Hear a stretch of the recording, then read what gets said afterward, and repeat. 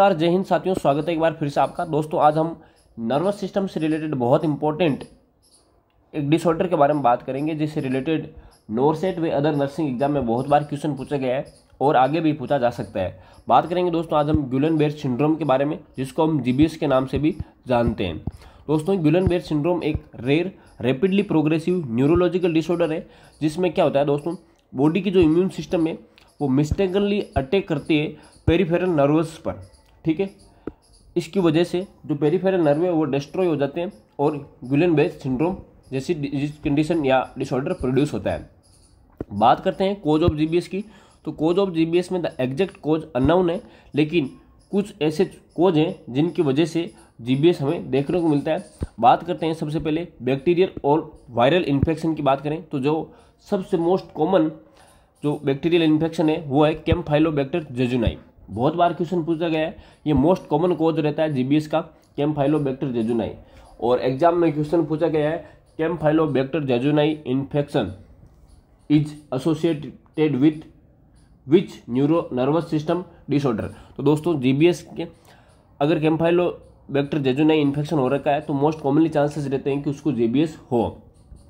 Influenza, cytomegalovirus और Epstein-buyer virus. ठीक है दोस्तों, एप्स्टीन-बायर वायरस से भी आपको जीबीएस जैसे कंडीशंस देखने को मिलती है। फिर बात करते हैं ऑटो इम्यून डिसऑर्डर भी कोज रहता है जीबीएस का। ठीक है दोस्तों, फिर बात करें हम टाइप ऑफ जीबीएस के बारे में, तो टाइप ऑफ जीबीएस के बारे में सबसे पहले एक्यूट इन्फ्लामेटरी डीमाइलिनेटिंग पॉलीन्यूरोपैथी, जिसको हम एआईडीपी के नाम से जानते हैं। सेकेंड है एक्यूट मोटर एक्जोनल न्यूरोपैथी, जिसको हम एमान के नाम से जानते हैं। थर्ड है acute motor sensory axonal neuropathy. Fourth है मिलर फिशर सिंड्रोम। फिफ्थ है एक्यूट पेन ऑटोनोमिक न्यूरोपैथी। और लास्ट है Bickerstaff's brainstem encephalitis. दोस्तों इसमें जो सबसे most common type of GBS देखने को मिलता है वो देखने को मिलता है AIDP, acute inflammatory demyelinating polyneuropathy.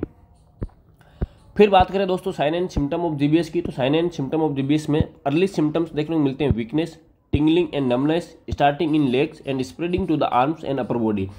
Tingling या नमनेस सेंसेशन देखने को मिलता है, स्टार्टिंग लेग से होता है और फिर वो धीरे धीरे स्प्रेड होता है आर्म और अपर बॉडी की तरफ।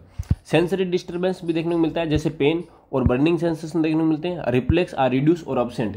रिफ्लेक्स में बात करें तो नी जर्क जो रिफ्लेक्स है वो या तो रिड्यूस रहेगा या फिर अब्सेंट देखने को मिलता है। फिर बात करें प्रोग्रेसिव सिम्टम में, तो प्रोग्रेसिव सिम्टम में बहुत बार क्वेश्चन पूछा गया है कि इसमें जीबीएस में असेंडिंग मसल्स वीकनेस देखने को मिलती है। असेंडिंग मसल्स वीकनेस या फिर असेंडिंग मसल्स पैरालिसिस भी देखने को मिलती है। असेंडिंग पैरालिसिस भी देखने को मिलता है। ठीक है दोस्तों, और ये क्वेश्चन बहुत बार पूछा गया है जीबीएस से रिलेटेड, इंपॉर्टेंट है, इसको मार्क कर लेना।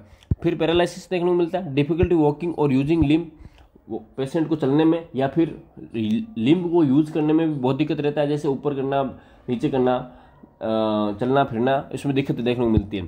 फिर है फेशियल वीकनेस, पेशेंट को फेशियल वीकनेस भी देखने को मिलती है, जैसे वो स्माइल नहीं कर सकता, कुछ सवलो नहीं कर सकता, कुछ एक्सप्रेशन नहीं दे सकता।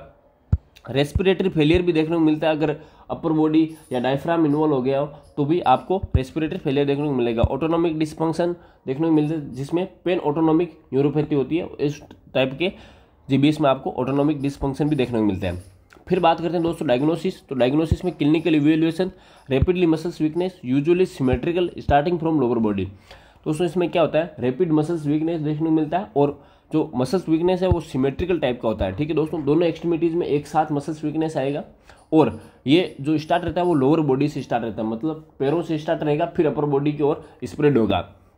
बात करें दोस्तों डायग्नोसिस और टेस्ट के बारे में, तो लंबर पंक्चर करवाते हैं। लंबर पंक्चर में हम सीएसएफ का इवैल्यूएशन करवाते हैं।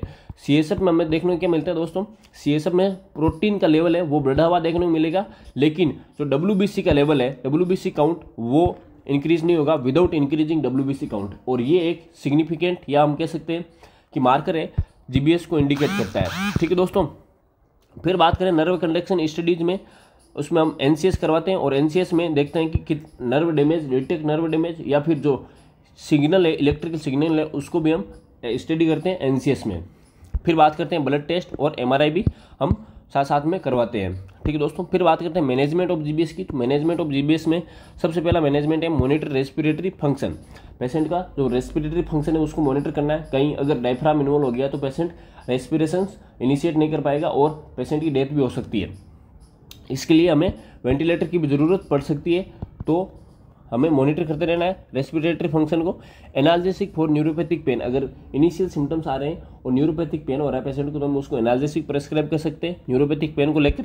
फिर बात करें स्पेसिफिक थेरेपी। स्पेसिफिक थेरेपी जो कि GBS में देते हैं उसमें 2 तरह की थेरेपी रहती है। एक तो प्लाज्मा फेरेसिस रहता है जिसमें जो पेशेंट का वो प्लाज्मा एक्सचेंज होता है, जो एंटीबॉडीज है जो बनी हुई है ऑटो इम्यून की वजह से या फिर कोई भी डिजीज कंडीशंस या कोज ऑफ कैम्फाइलोबैक्टर वजह से, तो प्लाज्मा फेरेसिस करवाते हैं। और फिर है इंट्रावेनस इम्यूनोग्लोबिन्स IVIG भी हम प्रेस्क्राइब करते हैं। ठीक है दोस्तों, और ये बहुत इंपॉर्टेंट है। और जहाँ पे GBS के पेशेंट ट्रीट हो रहे हैं वो स्पेसिफिक थेरेपी भी प्रेस्क्राइब करते हैं, जैसे प्लाज्मा फेरेसिस है और इम्यूनोग्लोबिन्स IVIG भी प्रेस्क्राइब करते हैं। तो दोस्तों अगर आपको इसकी PDF चाहिए कंप्लीट तो आप हमारे इन WhatsApp नंबर पर संपर्क कर सकते हो। Thank you very much.